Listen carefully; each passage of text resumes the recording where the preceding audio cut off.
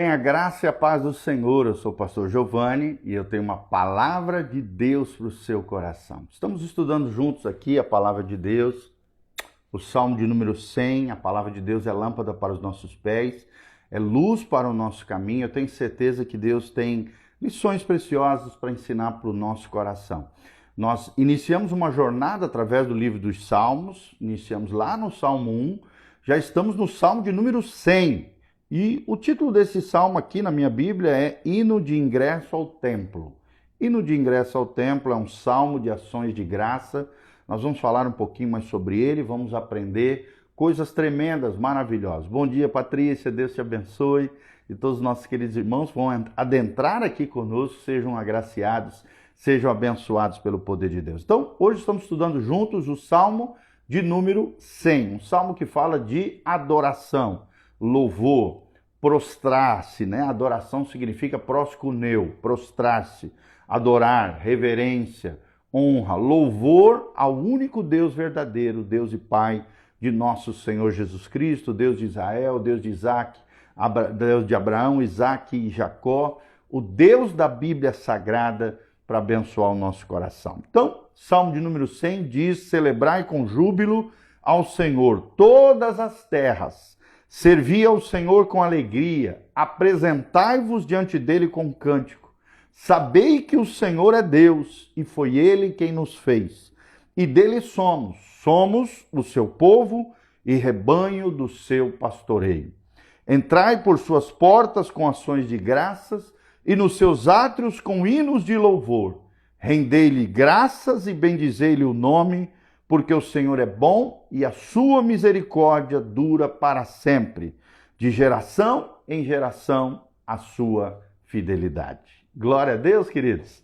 É um lindo salmo, salmo de número 100, de 1 até 5. São apenas 5 versículos, mas versículos tremendos que nos ensinam como devemos adorar a Deus. Esse é o nosso tema de hoje, como devemos adorar a Deus. 5 versículos, é um salmo que alcança as alturas celestiais excelsas, chega nos lugares mais altos, além das nuvens, e tem sido cantada pelo povo de Deus pelos séculos dos séculos, através da história da igreja. É interessante que esse salmo traduz a expressão maiúscula e superlativa da alegria do povo de Deus. E o povo de Deus é isso, é alegre, é feliz, é contente, porque serve a um Deus verdadeiro, um Deus de promessa, um Deus que é fiel. É interessante que entre os salmos de triunfo e ações de graça, este se sobressai como eleva-se ao ponto mais alto, ao cume da montanha, da alegria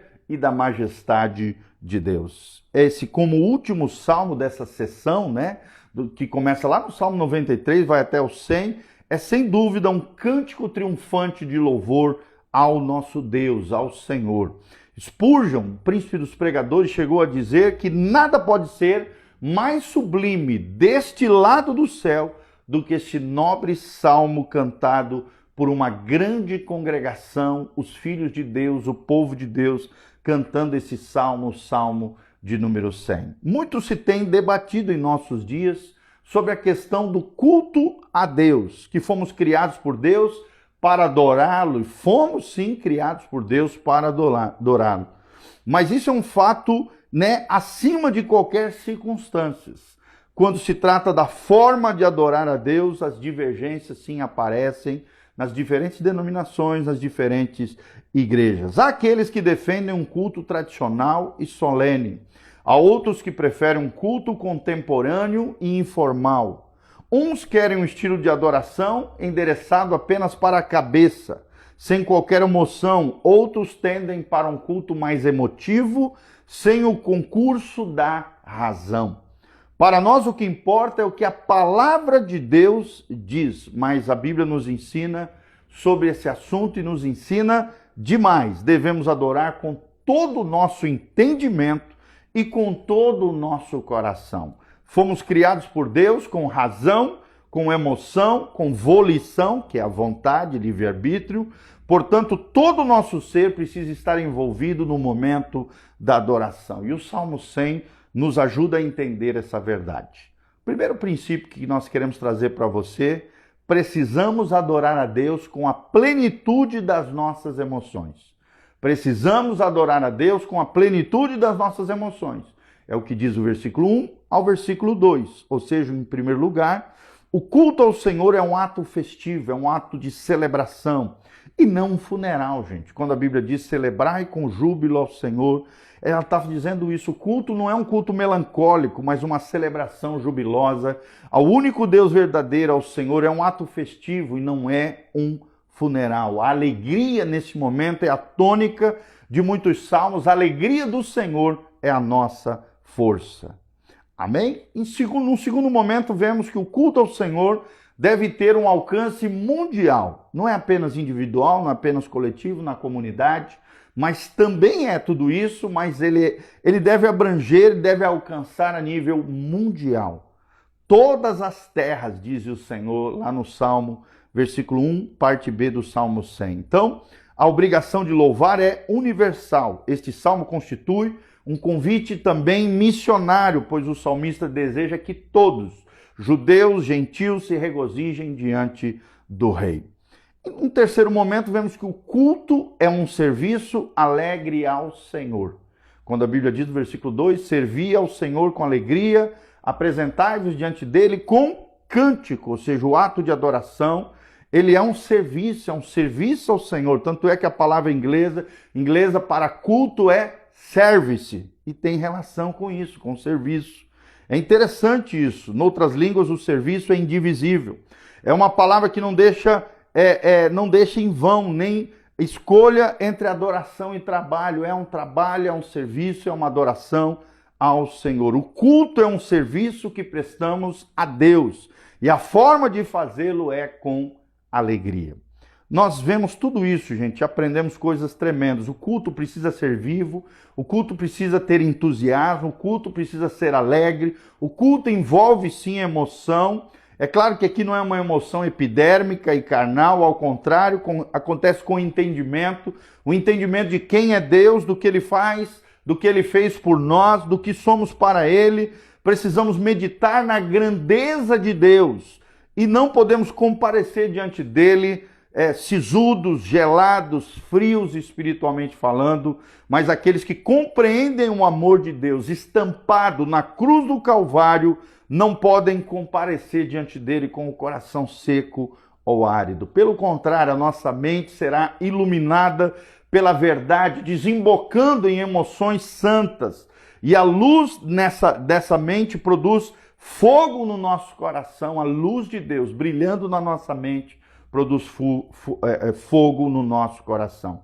Um culto onde os adoradores não compreendem a verdade gloriosa da majestade de Deus, nem se emocionam com o privilégio de sermos amados, comprados e chamados para sermos ovelhas do seu pastoreio, não tem a marca de um culto bíblico. Jesus nos ensinou a adorar a Deus em espírito e em verdade, ou seja, o culto precisa ser bíblico, mas também de todo o coração. Ele precisa ter conteúdo e forma, que conteúdo e forma precisam estar lado a lado. Por isso precisamos ter a mente iluminada pela verdade das Sagradas Escrituras e o coração aquecido pela graça do nosso Deus. Segundo ponto que eu quero trazer para você está no versículo 3 e no versículo 5. Precisamos adorar a Deus com a plenitude da nossa mente. Então, da mesma maneira que precisamos adorar a Deus, o primeiro ponto, com as nossas emoções, precisamos adorar a Deus com a plenitude da nossa mente. Ou seja, o culto decorre de um entendimento de quem é Deus. Quem é Deus para você? O que Deus representa no seu coração? O que você entende sobre Deus? Quando o salmista diz, sabei que o Senhor é Deus, na parte A do versículo 3, nós vemos aqui que a nossa adoração deve ser inteligente, sábia. Conhecimento é a mãe da devoção e de toda obediência. Sacrifícios cegos jamais agradarão a Deus, que vê todas as coisas e criou a visão. Então, devemos saber a quem adoramos e por que adoramos, qual é o propósito da nossa adoração. O saber é uma terra firme debaixo dos pés. É uma condição prévia do louvor, e esse conhecimento é dado por dádiva celestial e também como um mandamento de Deus ao nosso coração. É interessante que saber significa ter conhecimento adquirido pela experiência. E é interessante que Charles Swindoll, quando fala sobre esse texto, ele diz que temos um Deus pessoal que nos leva a ter experiências gloriosas com Ele. Não é apenas um Deus teológico, erudito, também é teológico, mas também é um Deus experimental, é um Deus pessoal. É um Deus que age no nosso subjetivo, no nosso objetivo. É interessante isso. Alan Harmer diz que conhecer a Deus equivale a confessá-lo, reconhecendo publicamente que Ele é o nosso único Deus. Precisamos adorar a Deus por aquilo que Deus é. Deus é o nosso Senhor, Deus é o único Deus verdadeiro, Ele é o nosso Criador, Ele é o dono, Ele é pastor e devemos adorar a Deus também pelos seus atributos. Ele é bom, Ele é justo, é misericordioso, é paciente, é fiel, é compassivo, é misericordioso. Não podemos abandonar a nossa mente na hora do culto. Não, muitos hoje só buscam um culto sensorial, sensório, no qual supervalorizam as emoções em detrimento da razão.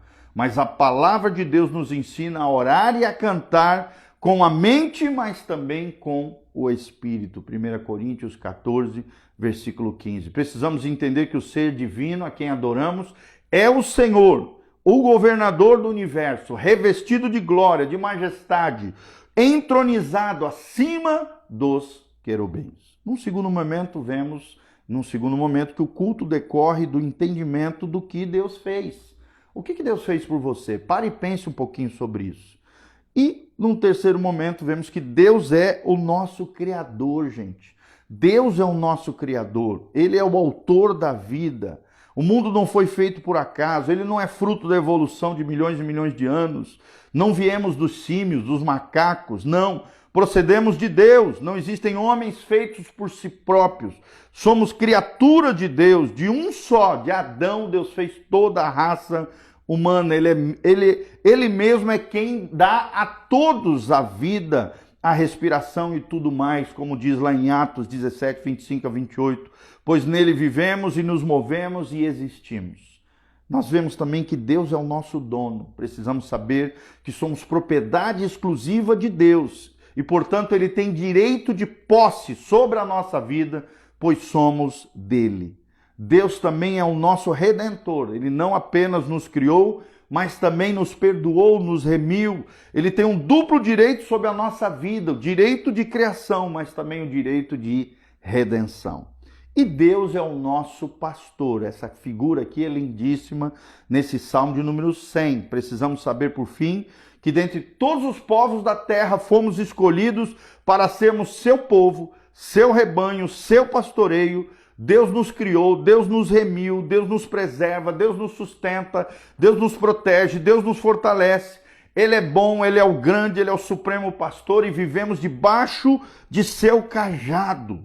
Que coisa linda, Ele é o bom pastor, Ele é o grande pastor, Ele é o supremo pastor, o bom pastor lá em João 10, 11, o grande pastor em Hebreus 13, 20 e o supremo pastor em 1 Pedro 5, 14. A imagem do povo de Deus como rebanho de ovelhas é fartamente mencionada nas Escrituras em diversos trechos da palavra de Deus. E num outro momento vemos que o culto decorre do entendimento de como Deus age com o seu povo. Mas como Deus age com o seu povo? A Bíblia diz, o salmista destaca a centralidade de Deus no culto ao enaltecer os seus atributos excelentes, como a bondade, a misericórdia e a fidelidade de Deus. Deus é bom, ou seja, tudo quanto é bom, certo, virtuoso, belo e digno, tem em Deus a sua origem. A palavra aqui é tov, que traduzida significa bom, significa agradável, deleitável ou bom. Deus não é um tirano irritado que anda pelos céus procurando razões para esmagar a nossa vida ou extinguir a nossa felicidade como se fosse um valentão celestial com um taco na sua mão. Não. Ele é bom e seus mandamentos são para o nosso bem. O amor motiva todas as palavras e obras divinas. Num segundo momento, Deus é misericordioso e é mencionado isso no Salmo. Deus não nos trata segundo os nossos pecados, mas lança seu coração em nossa miséria, em vez de aplicar-nos o seu juízo. O que merecemos o que nós merecemos é juízo, mas Deus nos oferece perdão e graça. O que não merecemos é misericórdia, mas Deus age com graça e misericórdia sobre nós. A palavra aqui é chesed, traduzida por misericórdia. E é interessante que é uma das palavras mais importantes do Antigo Testamento, porque resume de maneira eficaz o caráter de Deus, um Deus cheio de misericórdia, um Deus que descreve um amor de conserto de Deus para com seu povo, o povo da aliança, o povo de Deus, uma espécie de bondade apaixonada, misericórdia incansável, que ignora a incapacidade do seu povo de retribuir ou até mesmo de corresponder ao seu amor. É isso que significa a palavra chesed, ou chesed, que significa misericórdia. Em terceiro momento, vemos que Deus é fiel. Deus não é volúvel, Deus não é instável como ser humano, ele não quebra a sua aliança, não há sombra de variação em seu caráter, ele é estável, ele é imutável em seu ser, ele é fiel a si mesmo, ele é fiel à sua palavra e às suas promessas, a sua fidelidade dura de geração a geração. Charles Swindoll diz: o Senhor não é parcial, o Deus que ordena é justo e fiel em todas as gerações. Ele não fez uma oferta por um tempo limitado a uma única geração, somente para reincidi-la em relação à geração seguinte. Ele não tem favoritismo, ele não faz acepção de pessoas. As suas instruções e promessas aplicam-se a todas as pessoas em todos os tempos, porque Deus jamais muda, ele é imutável, ele é estável, ele continua sendo constantemente fiel. E o terceiro ponto que trazemos para vocês é que precisamos adorar a Deus com a plenitude da nossa vontade. Está no versículo 4, quando a Bíblia diz: entrai por suas portas com ações de graças e nos seus átrios com hinos de louvor, rendei-lhes graças e bendizei-lhe o seu nome. Ou seja, no momento em que compreendemos quem é Deus e quem nós somos nele, não podemos deixar de louvá-lo, adorá-lo, de reconhecê-lo como Deus, de adorá-lo com gratidão. Spurgeon, o príncipe dos pregadores, tem razão quando ele diz que os sacrifícios expiatórios terminaram, mas os de gratidão jamais terminarão. Enquanto formos receptores da misericórdia de Deus, devemos dar graças ao Senhor por toda a eternidade. Adorar a Deus deixa de ser um compromisso pesado, passa a ser um prazer deleitoso. Entrar nos seus átrios deixa de ser um compromisso denso, para ser uma alegria indizível. Estar na casa de Deus deixa de ser um peso, para ser uma bendita oportunidade de render graças, de cantar hinos, louvores e bendizer o seu nome. Quando a nossa mente é iluminada, quando as nossas emoções são despertadas, então a nossa vontade é acionada para obedecermos a Deus e adorá-lo com tudo o que somos, com tudo o que temos. Ó, meus amados irmãos, que tenhamos em Deus todo o nosso prazer em adoração, pois quanto mais nos deleitamos nele, mais ele é glorificado em nós. Será que você tem glorificado a Deus na sua vida, no seu coração? Você tem sido um adorador em espírito, em verdade? Pare e pense um pouquinho nisso. Então nós aprendemos 3 verdades. Hoje precisamos adorar a Deus com a plenitude da nossa vontade. Precisamos adorar a Deus com a plenitude da nossa mente. E precisamos adorar a Deus com a plenitude das nossas emoções. O nosso tema hoje foi como devemos adorar a Deus. Que você guarde isso no seu coração, que Deus te abençoe, em nome de Jesus, que a graça e a paz de Deus venha sobre você, sobre a tua casa, sobre a tua família, que você se levante como um adorador fiel, como um proscuneu, alguém que se prostra, que se rende, que se entrega, que honra, que vive para o louvor e glória do nome do Senhor. Que você seja um adorador de verdade, fiel, que louva, que dá ações de graça, que suplica, que clama ao Senhor e que busca a face do Senhor todos os dias. Que o Senhor te abençoe desde Sião, que o Senhor faça resplandecer o seu rosto sobre ti, que o Senhor te encha de paz, que a luz do rosto do Senhor brilhe sobre a sua vida, a tua casa, a tua família, em o nome de Jesus. Amém e amém. Deixe seus comentários aqui embaixo para que nós possamos interagir com você, de onde você está nos assistindo, o que você achou desse vídeo, o que Deus quer ensinar ao seu coração, que Deus te abençoe, que Deus te guarde, que Deus faça resplandecer o seu rosto sobre ti. Aqui no link de descrição também tem todas as informações do nosso ministério, os dias de culto, quarta-feira às 20 horas, domingo 9 horas da manhã e às 19, 2 cultos no domingo, 9 e 19. Igreja Casa na Rocha, Dr. Camargo 4555, aqui na Zona 2, no centro de Umuarama, pertinho de Aviação Umuarama, em frente ao Nitron, em Anguera. Estamos aqui de braços abertos para te receber com muito amor, com muito coração. E venha fazer parte dessa família linda de Deus, essa família abençoada, a família do nosso Senhor Jesus de Nazaré. Quero mandar um abraço para a Márcia Seuli, a Patrícia Genovei, Nivaldo Barbearia, a Romilda Ruiz, a Pati Petrocini, a psicóloga Marta, a Cida Tarte, o Novaes Guilherme, a Mazé Atleta, Dariane Virgens, a Lene Estela, todos os nossos queridos irmãos estão aqui conosco. Que a graça e a paz de Jesus esteja sobre cada um de vocês. Aqui no link da descrição também tem todas as nossas mídias sociais, todos os nossos canais e redes sociais, Instagram, Facebook, YouTube, Spotify, Igreja Casa na Rocha, tudo junto. Você vai achar sempre 2 canais.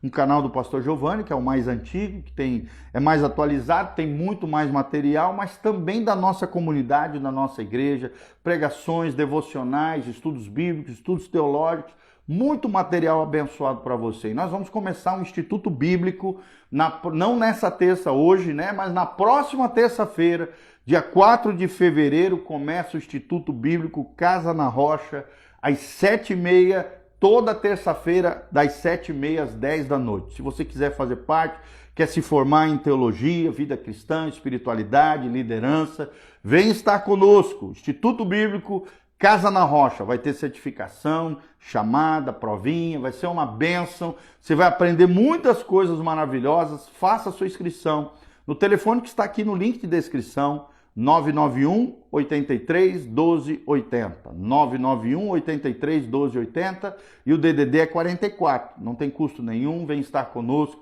Vai ser uma bênção. Temos vários professores, vários assuntos, várias matérias que vão abençoar o seu coração. E aqui no link de descrição também tem todas as informações, caso você sinta no coração o desejo de abençoar o nosso ministério. Desde já nós agradecemos o carinho, a generosidade de você, que a graça e a paz do Senhor esteja sobre a sua vida, sua casa, sua família. Louvado seja o nome de Deus, em nome de Jesus. Amém e amém.